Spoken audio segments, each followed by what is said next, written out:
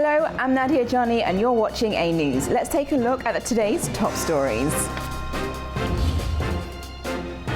US President Donald Trump meets UK Prime Minister Keir Starmer at Chequers for talks. France faces nationwide disruption as unions and workers strike against austerity measures. And Saudi Arabia signs a mutual defence pact with nuclear-armed Pakistan after Israel's attack on Qatar.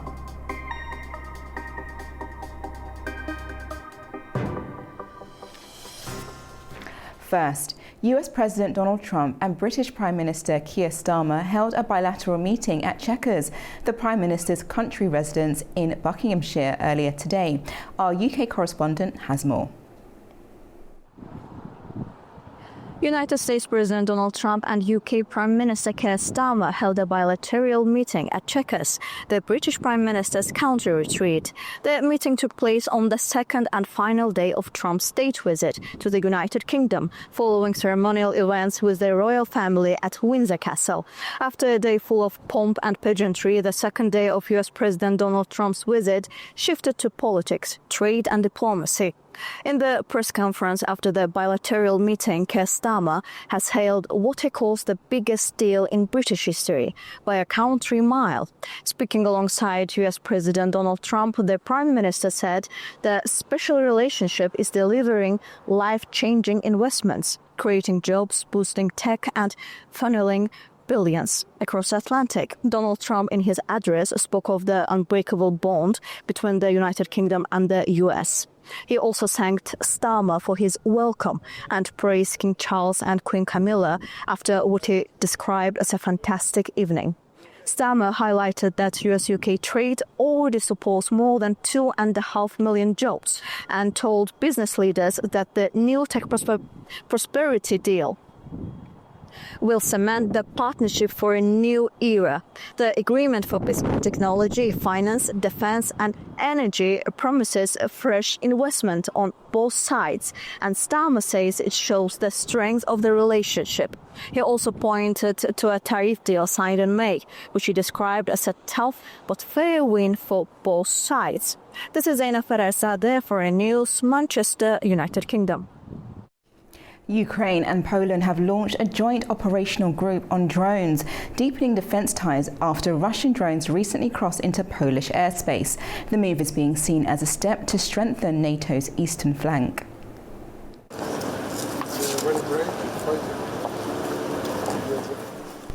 In the shadow of Russia's ongoing war, Ukraine and Poland have announced the creation of a joint operational group on unmanned aircraft systems.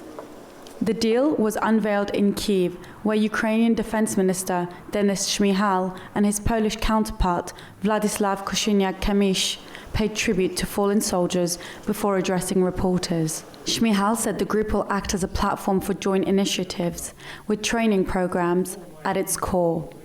We have agreed on a number of important steps. The first is the creation of a joint operational group on unmanned aerial systems.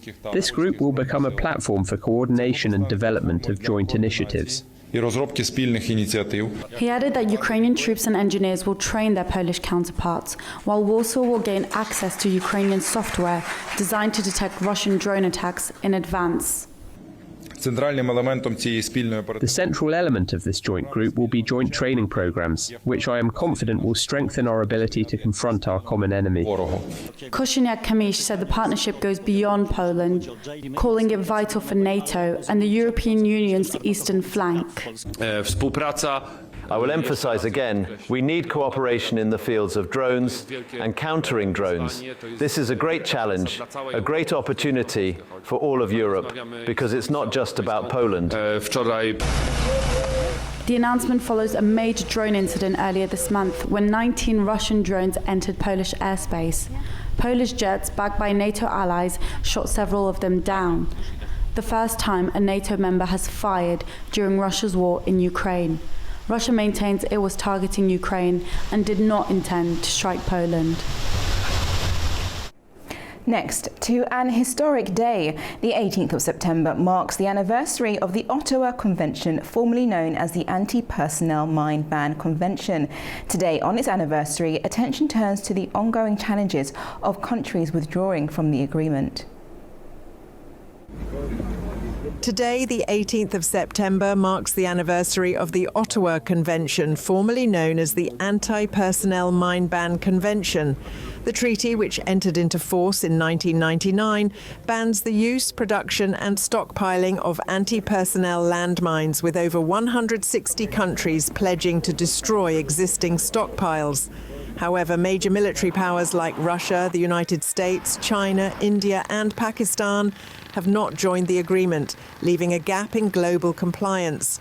Moreover, in recent years, several countries have withdrawn from the treaty, citing security concerns. Since spring, Estonia, Latvia, Finland and Poland have all announced exits, while Lithuania and Ukraine followed in June. Poland's defence minister described the move as vital for national security, and President Volodymyr Zelensky argued that mines are essential for defending Ukrainian territory. The recent withdrawals signal a critical shift in the future of the Ottawa Convention. As these countries adapt their defence strategies in response to increasing security threats, the effectiveness of the treaty in addressing modern military challenges is now in question. With several NATO and EU members reconsidering their commitment, the Convention faces growing pressure to evolve in line with current geopolitical realities. Today marks 11 years since Scotland took to the polls in an independence referendum. 55% of voters chose to remain part of the United Kingdom, whilst 45% voted in favour of independence. Here's our correspondent Ollie Barrett to remind us how the vote took place and what the result meant for Scotland. It was after the 2011 Scottish parliamentary elections, in which the Scottish National Party won a majority, that pressure really began to grow on the UK government in London to agree to a referendum on independence for Scotland. That was agreed towards the end of 2012, and the vote was held on September the 18th, 2014. The campaign was multifaceted. It revolved around, of course, issues to do with sovereignty and independence from the wider United Kingdom.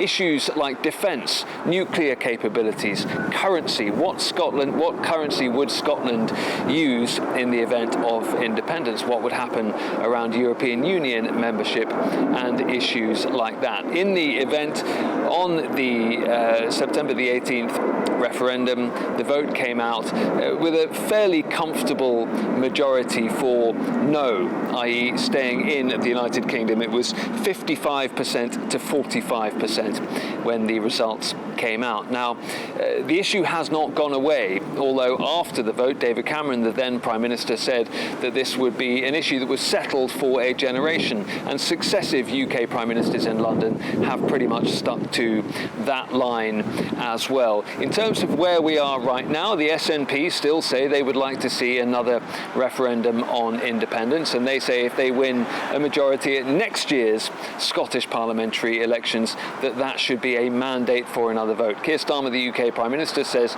they won't win an election. He believes at next year's elections, and he says there will be no Scottish independence vote while he is Prime Minister.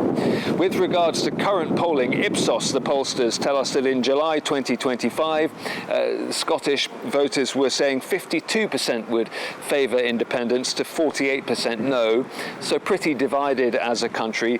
But the yes vote rises in a hypothetical situation in which Nigel Farage, the Reform Party leader, is the UK Prime Minister. Worth also saying, though, that according to Ipsos, the question of Scottish independence does not appear, they say, in the top 10 issues for the Scottish public. So still a very disputed issue, still a divisive issue for Scotland and for the wider United Kingdom. The prospects of another referendum, though, right now still look distant. Ollie Barrett for A News. France is witnessing one of its most turbulent days in years as nationwide strikes and protests sweep the country. Schools, hospitals and transport networks are heavily disrupted, with more than 30 arrests reported so far.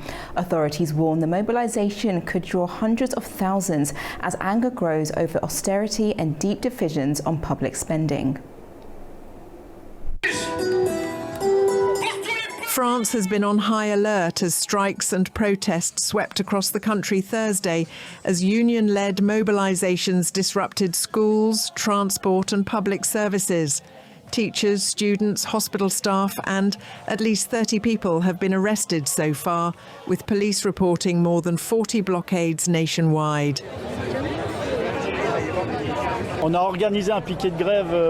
I am here to defend public services, to also demand more social justice and tax justice, in particular, to demand in fact that public money goes back into public services in hospitals, justice and schools, rather than to large companies or in tax gifts to the ultra-rich.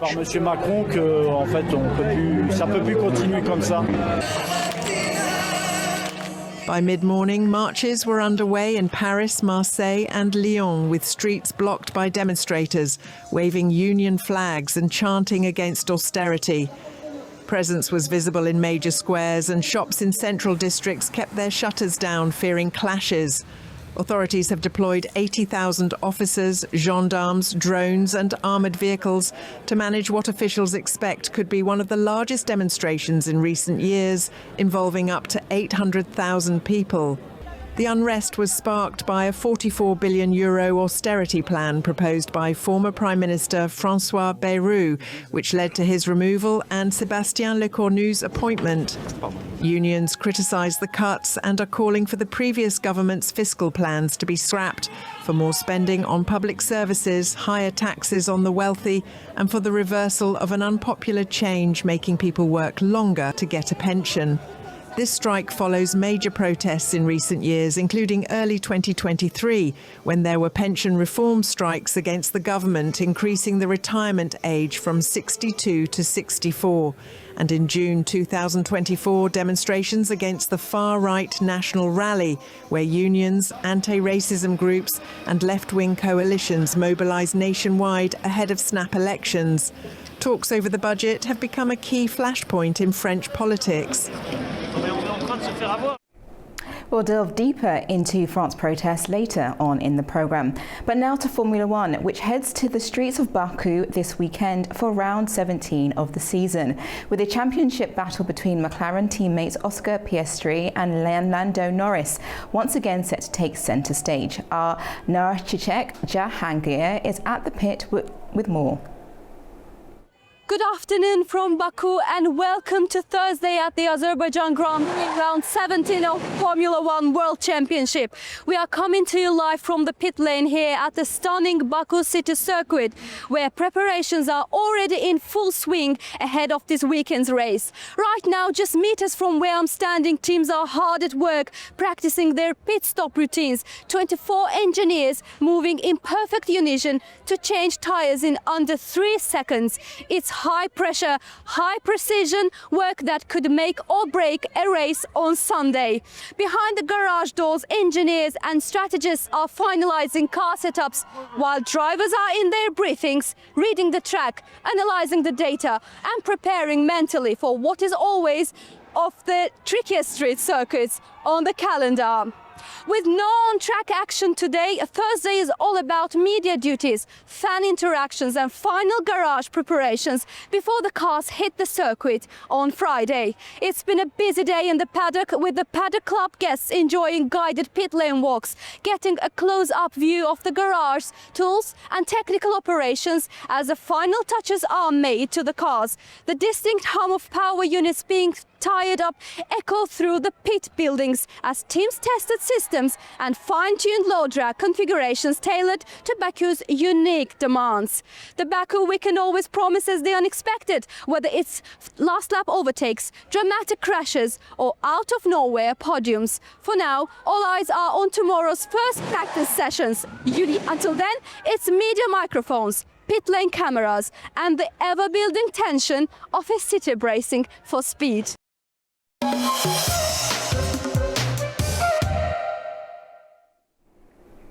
Welcome back to A News. Now, turning to France, where teachers, transport workers, hospital staff, pharmacists and public sector workers have gone on strike as trade unions make a rare show of unity to put pressure on the new Prime Minister, Sébastien Lecornu, to rethink budget cuts and act on wages, pensions and public services. The strikes come barely a week after Mr. Lecornu, a close ally of President Emmanuel Macron, was appointed Prime Minister following the toppling of François Barrou's government. Joining me now to dig into this and the French protest is political analyst Philippe Cherem. Hello. Hello, good evening. My first question, Mr. Cherem, is the French Interior Ministry says that up to 900,000 people are attending this protest. Is this the largest we've seen in France since the Yellow Coats protests? It's certainly going to be right up there as one of the largest major organised protests we've seen, certainly since the Yellow Vest movement of 2018, 2019. We don't know the exact figures yet, but it could be as many as 900,000, as you say, taking to the streets. And you've got to think, well, that's nearly 1 million people, which is a huge number even for France. And France has a long reputation of being able to organise very large protests. And that is very, very significant. What's particularly striking about this is that it's not just one group. It's teachers, train drivers, pharmacists, hospital workers, all coming together into this one particular protest. And that broad coalition makes it feel a little bit bigger than just a single protest about pensions or pay or something like that. There is absolutely no doubt that there was a huge sense of frustration, very similar to that we saw with the Yellow Vests, the Gilets jaunes, where people just felt overly squeezed on all sides and totally unheard by the government in Paris. You know, in short, almost 1 million people on the streets. That's definitely France's way of sending a loud message to Paris. Indeed, and unions have called for more spending on public services, plus a number of different things as well. Do you think the new Prime Minister can implement any of the requests? The unions are asking for a lot. They're asking for more investment in those areas such as schools and hospitals and the whole area of public spending. But they're also asking for higher wages, and that's to keep up with inflation, which has also been rising in France. So they're asking for an awful lot of input in terms of cash. Sébastien Lecornu, the new Prime Minister, he is trying to cool tempers in the short time that he's been there already. He's dropped one of the more unpopular measures, such as scrapping 2 public holidays in the year. But the problem that France faces is that it's already running a deficit of around 5% of GDP. And the public debt is over 110% of GDP, which means that they really don't have much room to splash the cash around, to really splash much money around. So, what he can do is make some sort of symbolic concessions, maybe, to find sort of some targeted funding for some of the most struggling services, but in the limits of cash that he has, just to show he's listening, though. But big spending increases, really unlikely, I think. And on France's high debt that they're trying to claw back, plus the additional pressure of increase in defence spending because of the war in Ukraine, what can the Prime Minister do? You mentioned, obviously, he can do, a number of, substantial things, but nothing that the union or these teachers and public sector workers are actually asking for. No, indeed. I mean, he really is caught between a rock and a hard place here. France has promised to do its very best to try and bring its deficit down towards 3% of GDP, and that would meet EU targets, EU rules, indeed, that have been set down for it. But at the same time, it is under this pressure to increase defence spending, to support Ukraine, and to strengthen Europe's security as a whole. So the question is, where is this money going to come from? The unions say, look, it's easy. You just tax the very wealthy. You put more tax burden on big corporations, and that is certainly something that Lecornu might explore because it will keep a lot of people happy. The only other alternative he has, and this is the one that could cause some problems, is to continue with the cuts. He might make them less painful. He might, trim some of the perks and slow a few things down. But it would still be an austere way of doing it, and that's not going to go down very well with workers who are balancing. So, who are striking now. It is a balancing act, and so far he's been trying to soften the blow a little bit. The juggling act is really that if he cuts too much, people will get angry, and if he spends too much, then Brussels get as angry. Cut between a hot rock and a hard place. Either way, both people or both sides are going to get very angry. But can you explain what has caused this high debt? Where has this come from, and has this grown since the time of President Macron has been in government? It has, but it's successive governments, and it's been going on for decades, really, and it's because of France's emphasis on public services, on having funds which come from the public purse. So it's been very keen to be able to raise standards in terms of education, in terms of transport, while also allowing good working conditions for people in the country, also having what is considered to be a relatively early retirement age, what has been 62, and with plans to raise it to 64, and all of those things cost money, and when you get to this particular point whereby your deficit ends up being 5% of your overall GDP, then you reach a bit of a crisis. And do you think this is a sign that Macron's government and premiership is about to fall down with so much unrest, especially within politics? I don't think it's collapsing. But it is having a bit of a wobble. Macron still has 2 years left in office, and he's reaching what might be termed a kind of second-term stress. His overall authority is much weaker than it was, and people are a little bit tired of him. He's been there for quite a long time, and he doesn't now have the parliamentary majority to push things through easily in the way that he could. What these protests have done is they've emphasised that weakness. They've underlined that weakness. And that's one of the reasons why he's turned to Le Cornu, who's a loyalist, who's very much on his side, to kind of steady the ship a little bit. The problem, looking into crystal ball gazing here, is that if all of this danger snowballs, if the protests spread beyond the unions and into a wider social movement, like we saw with the Yellow Vests, that makes the kind of unrest that makes France as a whole quite difficult to govern. So, Macron isn't falling yet. He isn't at the point of falling, but the cracks are beginning to show, and this autumn's going to be quite a big test. So, to answer the initial question, he isn't falling, definitely wobbling, and the wobble is getting much harder to ignore. Is there anything that either Sébastien Lecornu, as you mentioned, or the wider government can do to really target and to help those who are feeling quite the pinch? You mentioned, the unions mentioned that they want to tax the rich, but that won't go well down, as you mentioned, with a number of organisations and companies. Where is the drawing line in all of this? Could these protests continue, or could Lecornu actually find some kind of middle ground in all of this? The middle ground, I think, is exactly what Le Cornu is trying to do. And the most obvious thing he's trying to do is to start dialogue. He wants to sit down with the unions and start talking to opposition parties. And kind of by doing that, he spreads the responsibility across various different groups. And that's really important right now. Le Cornu's already started talking to the socialists. He's reaching out to them because of Macron not having an overall majority. So trying to kind of get some sort of compromise. And I think that would be the second option, a sort of overall compromise across people. Watering down a few measures that are particularly unpopular, like that issue to do with the holidays. And the third one is a kind of almost a wait and see. It's patience. The protests are quite loud at the moment. It's hard to ignore them. But France has a long tradition of having big street movements, lots of campaigns and things like that, which fizzle out.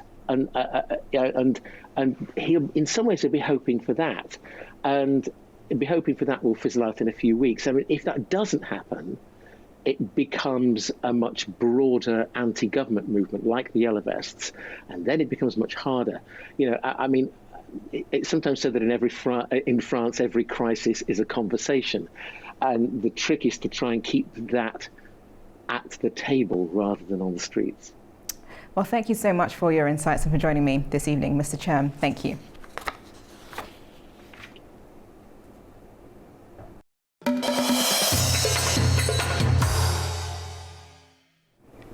Welcome back to A News. Now let's take a closer look at the key stories shaping the region. First to Pakistan. Saudi Arabia and nuclear-armed Pakistan signed a mutual defence pact. The deal defines any attack on either nation as an attack on both, a key accord in the wake of Israel's strike on Qatar last week. Prince Mohammed bin Salman signed the pact on Wednesday with Pakistan's Prime Minister Shehbaz Sharif. The two delegations discussed the historic and strategic ties between their countries and explored areas for joint cooperation. The agreement also seeks to boost security and promote peace and stability in the region and globally. Now to Syria. Syrian Foreign Minister Assad al-Shabani will visit Washington on Thursday for talks with the US lawmakers on lifting remaining sanctions under the Caesar Act, according to Axios. Shabani's visit comes amid US-mediated efforts to broker a security pact between Syria and Israel. This marks the first visit by a Syrian foreign minister to the US in over 25 years and comes in the middle of US-mediated talks on a potential security agreement with Israel. Mr. Shabani is also scheduled to meet Secretary of State Marco Rubio on Friday. President Ilham Aliyev met European Commissioner for Enlargement Marta Kos in Baku today. Kos congratulated Azerbaijan on progress in normalizing relations with Armenia and reaffirmed the EU's support for peace efforts and humanitarian demining. The EU Commissioner also highlighted strong energy cooperation and opportunities for further collaboration in transport. President Aliyev underlined Azerbaijan's role in Europe's energy security, pointing out that Azerbaijani gas now reaches 10 European countries, including 8 EU members. The meeting also touched on the growing flow of cargo along the Middle Corridor. Following the news of EU Commissioner Marta Kos's visit to Baku, we look at Brussels' wider perspective. The European Commission has just unveiled its Resilience 2.0 Strategic Foresight Report, outlining how the EU aims to stay strong in a changing world, with areas that could also shape cooperation with Azerbaijan. Here's more. The report warns Europe must anticipate and adapt, not just react. It lists 4 core risks: economic competitiveness squeezed by strategic dependencies, runaway technologies such as AI, demographic decline and mental health pressures, and democratic erosion from disinformation and foreign meddling. Brussels lays out 8 action areas, from a clearer global vision and stronger internal and external security, to technology sovereignty, a circular low-carbon economy, education reform and policies for intergenerational fairness. For Azerbaijan, several links are clear. First, energy. Even as Europe speeds its green transition, it will keep relying on secure gas supplies during the changeover. Azerbaijan's natural gas and vast wind and solar potential remain key to EU plans for reliable, cleaner energy. Second, regional connectivity. Lasting peace between Baku and Yerevan and the opening of routes such as the Zangezur corridor would help Europe diversify trade and transport links. Third, digital infrastructure. Projects like the Digital Silk Road and Smart City Zones in Karabakh and Eastern Zangezur match Europe's drive to diversify data routes and build trusted technology corridors. The EU admits it can no longer count on stability or industrial dominance alone. Technology leadership and strategic autonomy are now decisive. By coupling foresight with cooperation, Brussels signals that its partnership with Baku can evolve with the green and digital transformations while reinforcing peace and connectivity across the wider region.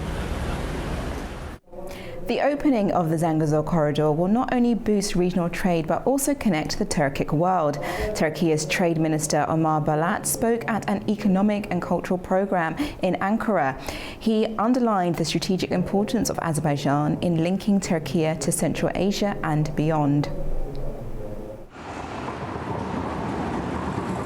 The long-awaited Zangezur corridor is set to become a vital transit artery, integrating the Turkic world and revitalizing the middle corridor trade route stretching from the Far East to Europe. That's according to Turkish Trade Minister. Speaking at the Azerbaijan-Turkey Economic and Cultural Relations Bridge program in Ankara on Wednesday, Omar Bolat said that Baku's role is an important key partner for Ankara's outreach to Asia.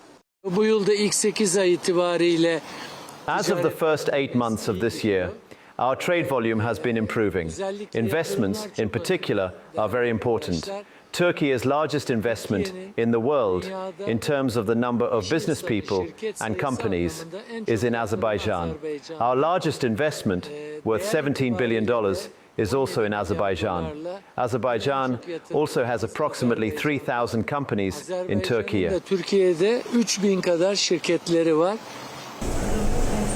Bolat said economic ties between the two countries have grown steadily during his tenure, with energy, infrastructure and technology sectors leading the way.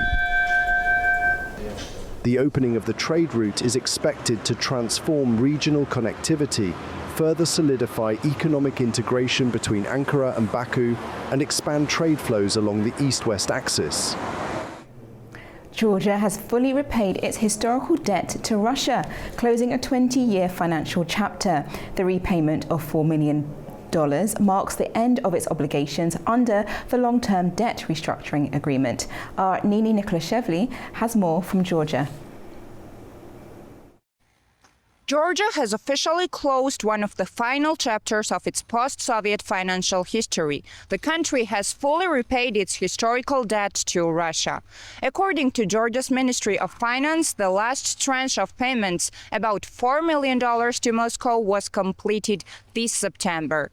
This marks the end of a 20-year debt restructuring agreement, first signed in 2004 with Russia and several other Paris Club creditors. At the time, Georgia's foreign debt to these countries exceeded $225 million. Russia was the single largest creditor with more than $150 million owed. Other creditors included Turkey, Kazakhstan, Armenia, Azerbaijan, and Iran. The repayment covered loans taken before 1999, interest accumulated in the early 2000s, and obligations due between 2004 and 2006. Thanks to restructuring, Georgia was able to postpone repayments and ease pressure on its own economy, which began servicing the debt in 2011.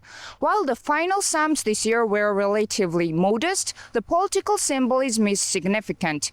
Clearing the last of its Russian debt is seen by many as a step toward economic independence from Moscow.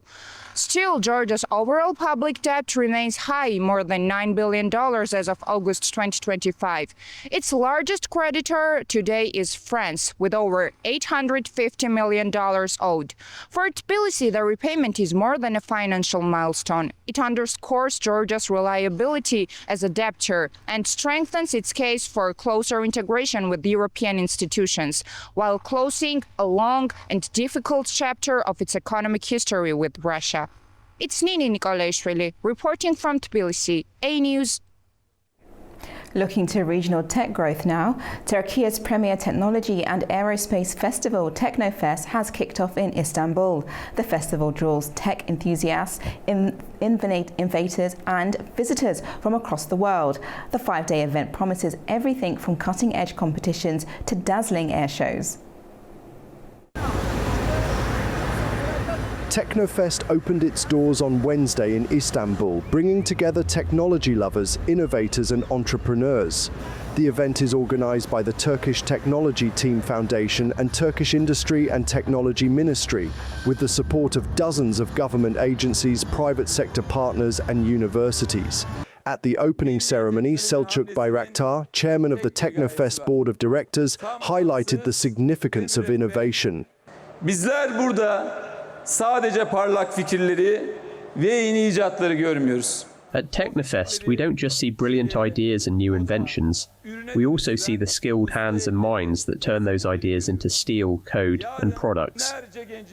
Every single project in these competitions is a harbinger of the technology companies that will shape tomorrow's world. Teknoloji şirketlerinin habercisidir.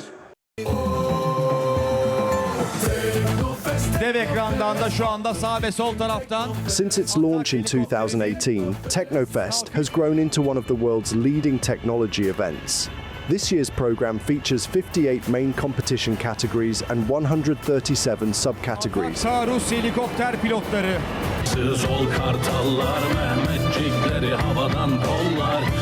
Offering a platform for participants to showcase their knowledge and breakthroughs. Visitors are welcomed not only with competitions, but also with air shows, immersive simulation areas, workshops, exhibits, a planetarium, trade fair activities, and even student flight events, all designed to inspire the next generation of innovators. The festival will continue through to Sunday, and admission is free for those who apply via the official Technofest website. Traditionally, the event takes place in Istanbul during odd-numbered years and in other Turkish cities during even-numbered years. It has also expanded abroad, with editions hosted in Azerbaijan and the Turkish Republic of Northern Cyprus. Just last month, Technofest's maritime edition, Blue Homeland, was held in Istanbul. Last year's festival in the southern city of Adana attracted around 1.1 million visitors, pushing total attendance to nearly 11 million since its inception. Istanbul says it's again become the epicenter of technology, innovation and inspiration as Technofest continues to soar higher each year.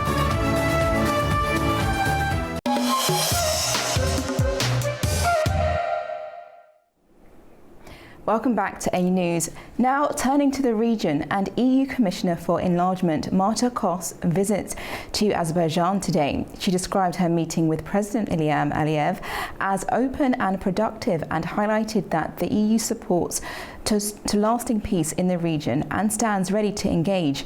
Marta Kos will also travel to Armenia on Friday for talks with President Nikol Pashinyan, focusing on the South Caucasus and Europe's involvement to peace and stability. Joining me now to discuss Europe's involvement in the South Caucasus is energy security specialist John Roberts. Welcome. Good afternoon. My first question is, how significant is the EU's Commissioner's visit to Azerbaijan today? It's very significant for one reason above all, which is that 3 years ago, Azerbaijan and the EU signed a memorandum of understanding for increased energy supplies. But there was no detail to that agreement, no precise time frame, no indication where the gas would come from to ensure, in effect, a doubling of Azerbaijani deliveries to Europe. So this is the first indication we've had for a long time that the EU really is looking to Azerbaijan to be an active partner as it seeks its own energy security. And with that, what does the EU's commitment then to sustainable growth in the South Caucasus look like? What opportunities can grow out of this? First opportunity that can grow out of it is closer relations both between Azerbaijan and Armenia and through the Zanzibar corridor with Turkey. If you have all three working together, and you need all three working together to have an effective corridor through Zanzibar, then you can start thinking about things like delivery of goods in both directions, and possibly not so much gas or oil, the existing pipelines are fine, but electricity via the corridor might be a serious possibility to go to Turkey and maybe even to Europe. And could their interest, for example, the EU's interest bring further investment into the region, as you kind of highlighted, but especially within Armenia and Azerbaijan? Yes, I mean, I think the EU does want to see investment in this region. The EU is currently very nervous about the Black Sea region, with good reason, because of the spillover of the war following Russia's all-out invasion of Ukraine. So therefore it wants to have as much stability in the region surrounding Russia and Ukraine as possible. And that means stability in the South Caucasus. And the stability in the South Caucasus that we saw now that the peace agreement was signed alongside Armenia, Azerbaijan, and in front of obviously US President Donald Trump, has that now solidified the EU's perspective as a stable region for them to really connect with and to invest more in? What we got in Washington, if I remember correctly, was an agreement that there would be a firm, lasting agreement, that both sides were deadly serious about making peace. But I don't think it actually constitutes a formal peace treaty. And it's that formal peace treaty that, in a sense, the EU would hope to underpin in the form of investments and increased trade. But you need that peace treaty. And that peace treaty is, we're hoping that it will definitely come to fruition. Once that is all, delivered and signed and completed, what then will the EU, what are the steps that the EU will take in regards to connectivity and economic investment in the region? The biggest item on the EU's plate with regard to the South Caucasus is the question of electricity deliveries via, first of all, Georgia's Black Sea Cable project, and then Azerbaijan's much larger Black Sea Cable project. The first of these is up for discussion in the EU. The question, though, is, does the EU regard Georgia as a viable partner, given the recent pro-Russian leanings of the Georgian government and the fact that putting further investment into Georgia might be considered by the EU to be risky?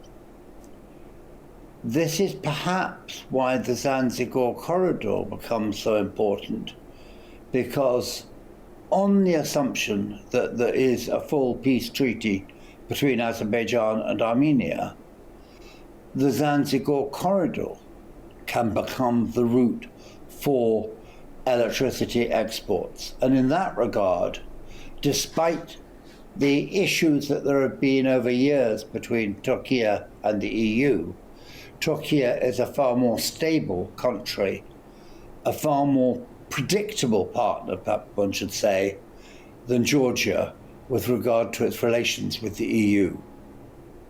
And you mentioned obviously the relationship with the EU and Russia and Georgia, but are there any other challenges ahead that we are not seeing at the moment that is something that will need to be kind of addressed before things move further? Oh yes, there is, which is the question of the ongoing war between Russia and Ukraine, because we have seen how in recent weeks, indeed in recent months, the Ukrainians have been quite effectively targeting Russian oil facilities. This has a threefold objective. One is, of course, to deny fuel to Russian frontline forces. A second is to reduce Russian oil revenues from exports.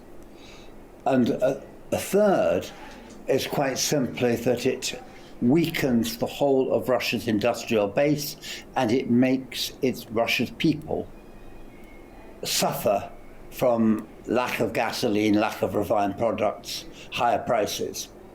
Now that has an impact outside the region, outside Russia itself, because it risks Russian exports to the region. And therefore, if Russian exports to the region are in peril, that strengthens the need of the EU to ensure imports from reliable suppliers. And in this context, of course, Azerbaijan is a reliable supplier. But this comes with a great big caveat. In order to supply the gas that the EU would like to get from Azerbaijan, Azerbaijan itself needs investment, and that investment requires two things. One, the provision of long-term contracts for the gas to guarantee the investments, and two, I would say, a lifting of or a lessening of restrictions by European financial institutions on investment in fossil fuels, particularly gas. I see. And now Ms. Kos is visiting Armenia tomorrow, just as much as she visited Azerbaijan today. What might come out of those high-level talks that she's going to have with key personnel? I think two things. There is the question of something like 100,000 former inhabitants of the Karabakh who are now living in Armenia. They will need proper housing, they will need help. They are displaced people, and it is far from clear what their future is. So I suspect the EU will be talking about that. There will also be the question of generally reintegrating Armenia into a world in which it is no longer at war. This will take some time, and it needs investment. That's what the Armenians will be seeking. I'm not quite sure how much the EU is prepared at this stage to be precise about what it would do. I see. And also, just coming back to the Zangezur corridor and the implications of investment and economic growth within that, do you think that this is a good move for the EU to make in regards to the relationship they have with the South Caucasus and the region as a whole? Yes, I do. I mean, I think the EU wants to have good relations with all three South Caucasus countries. So certainly, if it visits Azerbaijan, it should visit Armenia, and that should help bolster, as it were, the development of the region in the wake of a peace treaty between Azerbaijan and Armenia. But it is, I think, also important that the EU would like to see better relations with Georgia, but that depends very much on the Georgian government being distinctly less pro-Russian and perhaps reflecting more what seem to be the most popular opinions amongst the Georgian population, which are pro-EU. Do you think Georgia is trying to cut ties with Russia by clearing its debt and wanting more to be part of the European Union? I don't think they really are. The payment of the debt to Russia is tidying up something that was quite old, and it's very small. The real question is trade relations with the EU and trade relations with Russia, and there is no reason to suppose that Georgia will not seek to do what it's done for the last 10 years, which is trying to balance the two. I see. Well, thank you so much for your insight and for joining me this evening, Mr. Roberts. Thank you very much. Pleasure. You're now up to date with the world news for the hour. Thank you very much for watching, and stay tuned to A News.